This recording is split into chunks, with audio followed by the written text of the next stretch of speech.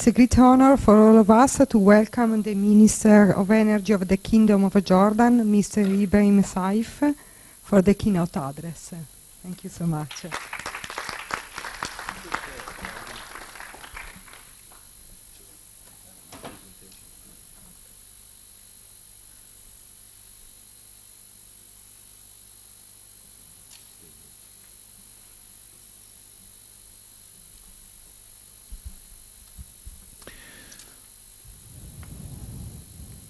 It's okay.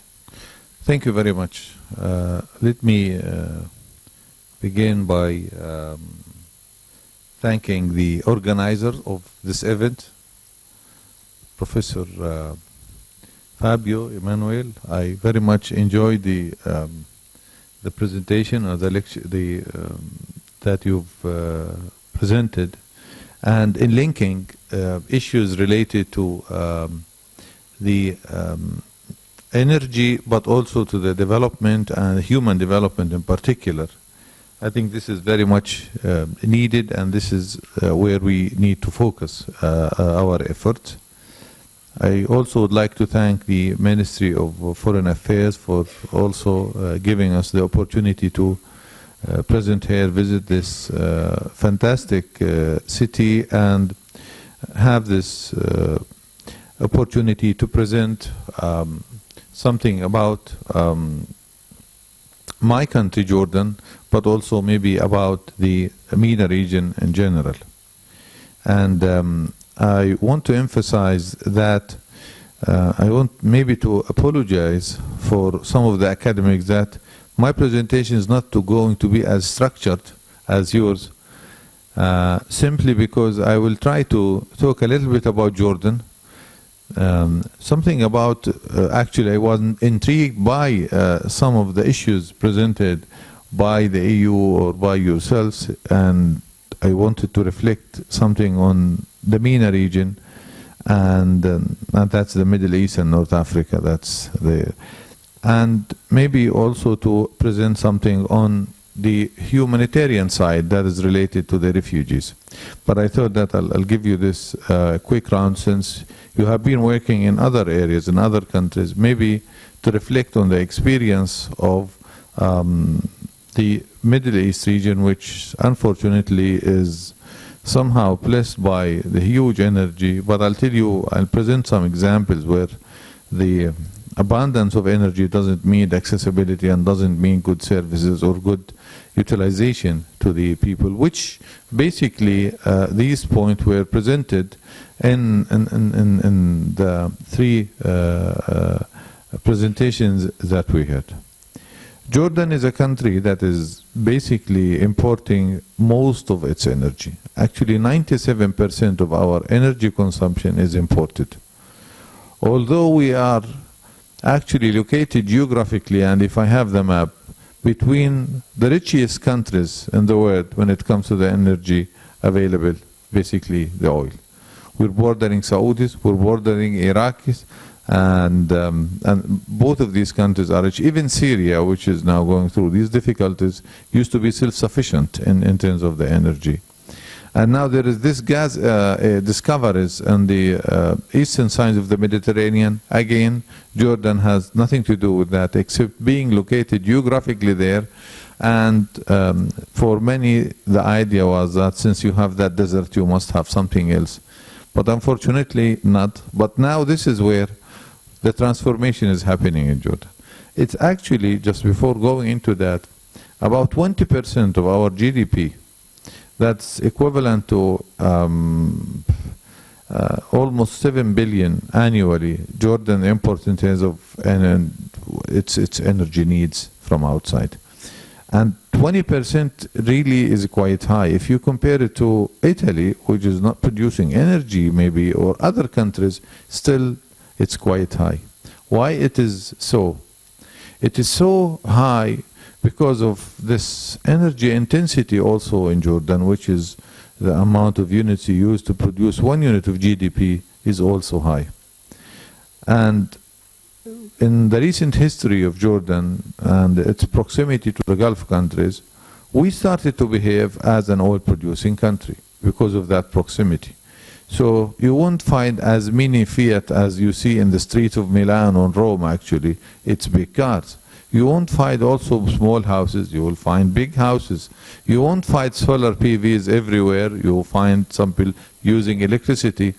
Because of the history of being also subsidized, also having this protocol deals with Iraq, sometimes with Saudis, so you get cheap oil, you get somehow addict to that pattern or that pattern of consumption, then you end up actually consuming, and whenever there is an interruption of that flow, then somebody has to pay the bill.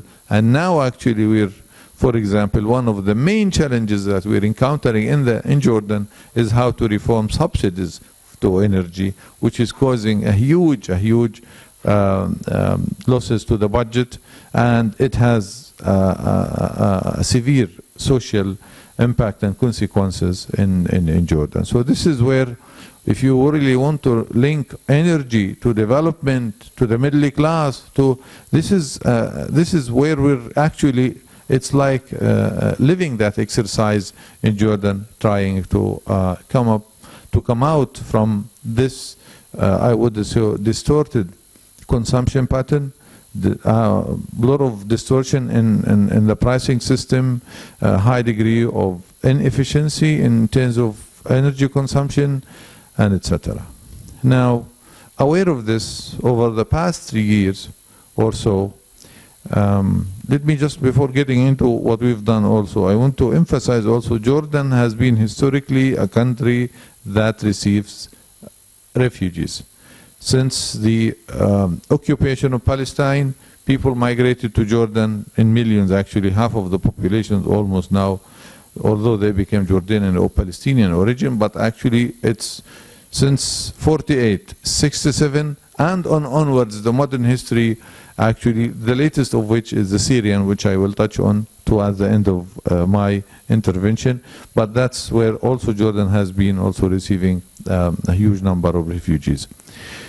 Now, aware of the predicament, the difficulties that we're encountering in the energy sector, Jordan has tried to prepare the legal environment to promote green energy and renewable energy.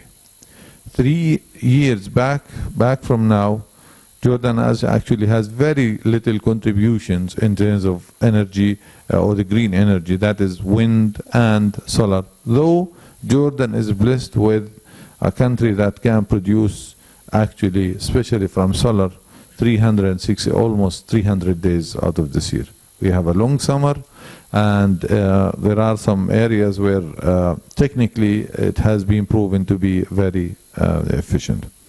But again, because of the consumption patterns, because of the pricing system, because of so many reasons, that was not part of it. And of course, because of what happens in the technology globally, in the renewable, that actually induced a lot of entrepreneurs and the government to set the framework to attract investors in that area, and also to make that shift in terms of the shifting more towards the renewable sources of the energy.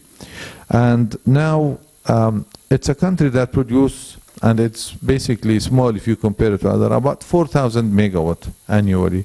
Now we're projecting in 3 years down the road to produce 15 to 20% of that from renewable, basically wind and solar. And we have projects in the pipelines. We have, it's part of this project are being pursued and funded by the government, by some donors' money, but also another or maybe half of this project is to be implemented and executed by the private sector by signing a long-term guarantees from the government, that is the purchasing power agreement with those investors. And I think some of the Italian companies already are functioning and working in Jordan because of the they have been ahead of in terms of technology and utilization, and because of the similarities between both countries.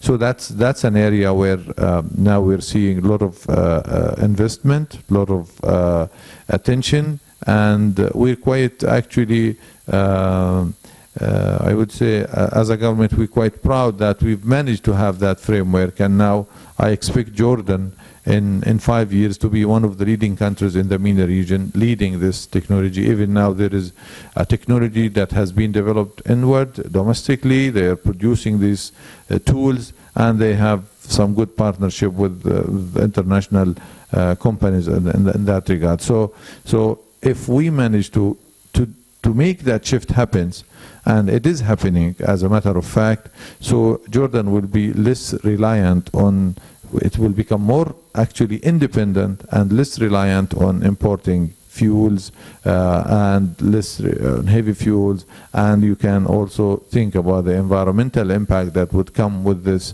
and the many benefits that would come with these kind of projects. So we're making that shift, and there is a great interest in exploring what can and what needs to be done. Now, when we talk about the renewable actually, and it was mentioned here the word infrastructure, you need also to have the proper infrastructure. The legal and business environment is one element, but the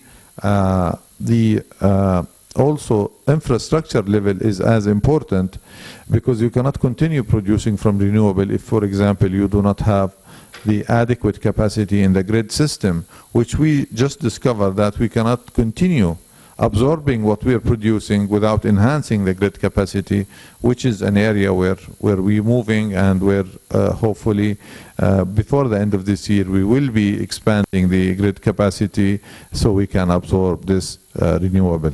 One thing that we have to keep thinking now as a government also about renewable, it is never part of your base load when you produce it.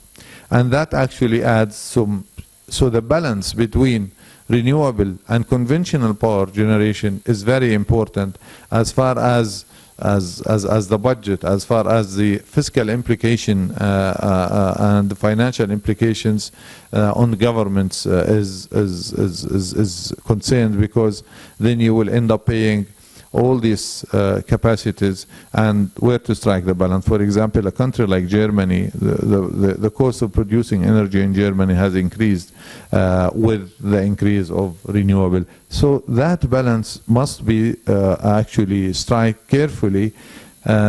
Mind you that there is now a very strong lobby as well for the green energy that we keep pushing, and they want to promote that energy, which we want to promote, but also we have to take some other considerations, other factors into the whole picture, so we can move and move in that direction. Now, the issue of refugees, for example, that came to Jordan, we have almost 1.2 million Syrian refugees. That was an addition of almost 20% in the entire population of Jordan over the past 3 to 4 years.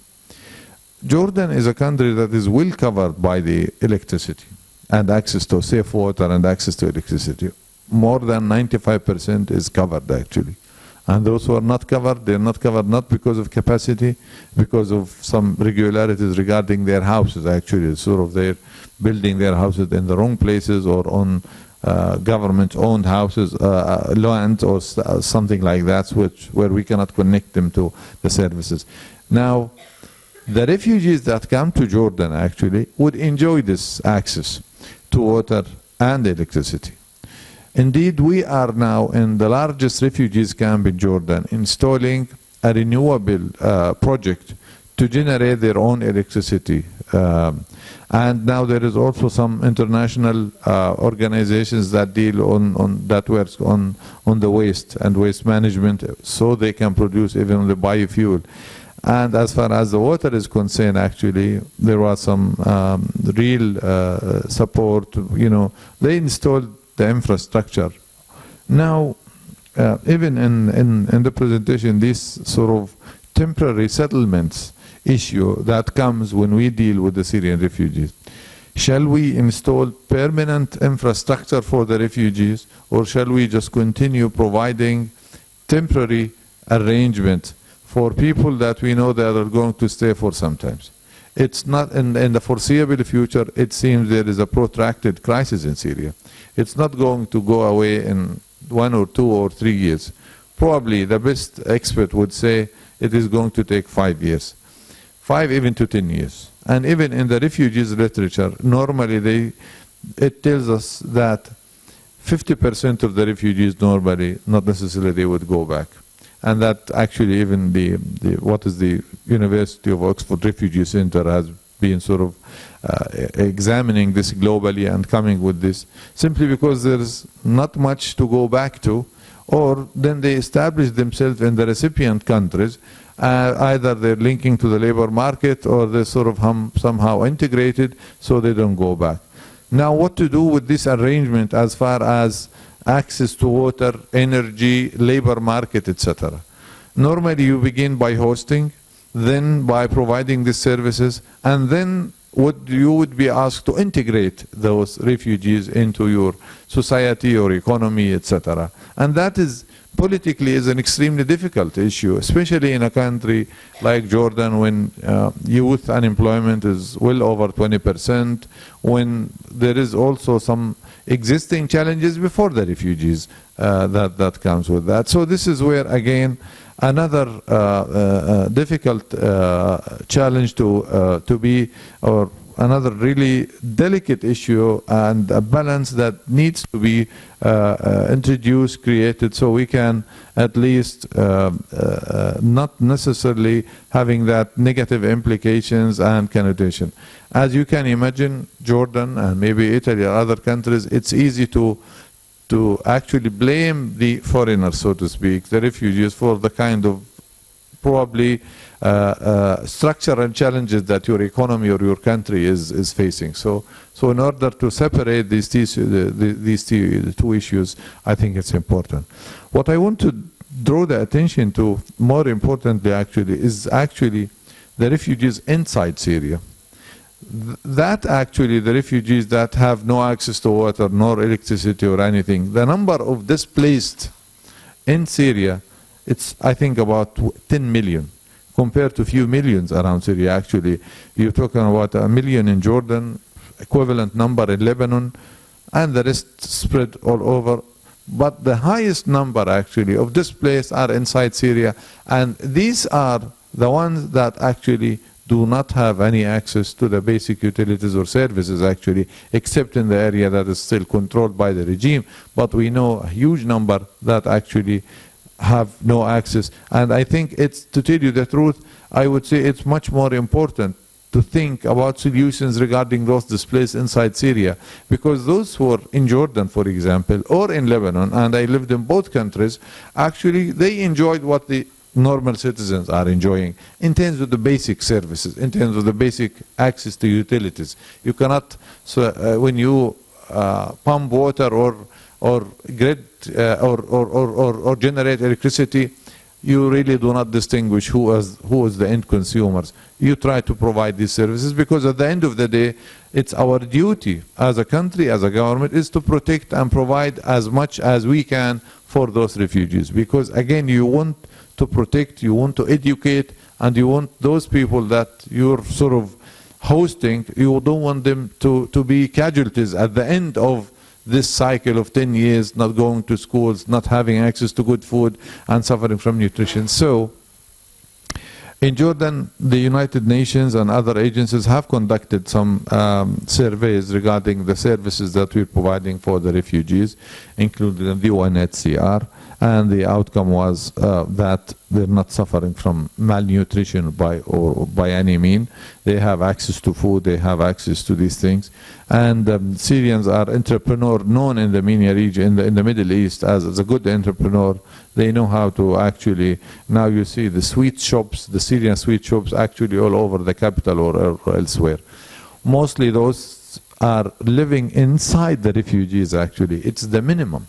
Out of this million, you would find probably almost 15% living in refugees camps. The rest are simply living in the big cities.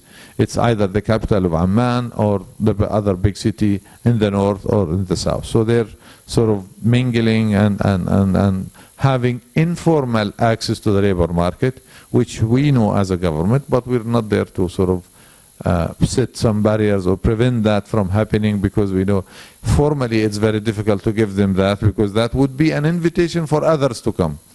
And informally you want them to join the labor market because you want them to continue living and surviving and improving their living conditions in that regard.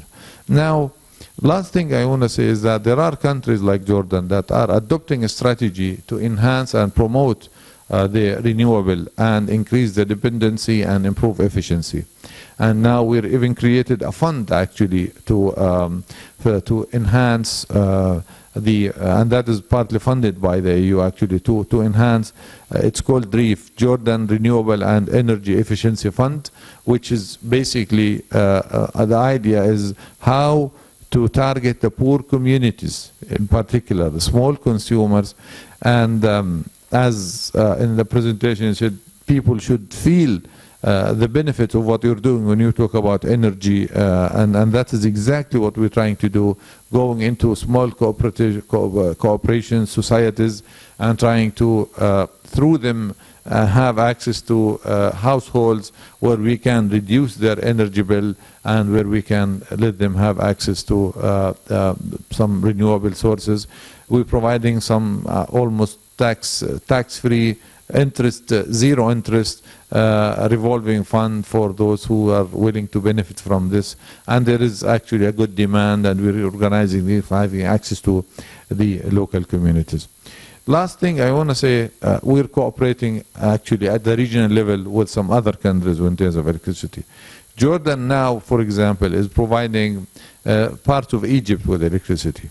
We used to provide south of Syria with some electricity before the crisis happened and before what is happening in Syria. We provide also part of the West Bank, Jericho and other areas with excess electricity that we're generating. So regional cooperation in terms of electricity in particular is extremely doable, actually viable. Financially, you would find even the private sector is quite interested. Of course, there are some issues related to the security related issues. However, it's still doable. Now, we know that, for example, if Iraq needs 20,000 mega, they're producing half of that. Despite how rich the country is in terms of energy, lack of security, proper infrastructure, management of the system makes actually lack of this. So even now we're thinking, how can we generate more electricity from renewable? Now it's the summer. It's almost 50 degrees actually in Iraq. Most of their consumption happens during the daylight actually. It's when they put their ACs on and they want to cool down their houses. This is where some of these initiatives, when it comes to the green technology, renewables, and regional cooperation, can contribute to really immensely to create synergies between countries, which is exactly the same the areas which I think has driven the EU at the beginning. It's by focusing on this infrastructure project in transportation, energy, and then you create this interdependence between countries, and also for the people to feel the benefits of whatever activities or initiatives you are engaging in terms of that energy sector. I would end up my presentation here just by concluding that I think each country needs really to adopt a strategy, and there are some preconditions for these strategies to work. And I'm quite confident that in Jordan, it's a country where this technology now, where this strategy, along with this ecosystem, is now are in place, so we can hopefully produce more and more in terms of renewable, and maybe next time when I join, I hope that I'll be reporting that we have that much link to our grid coming from renewable. and we manage the cost of producing that kind of energy. Thank you again for inviting me and giving me this opportunity to present this distinguished audience. Thank you.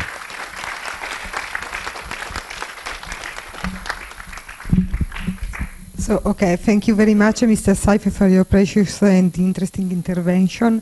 Thank you to all.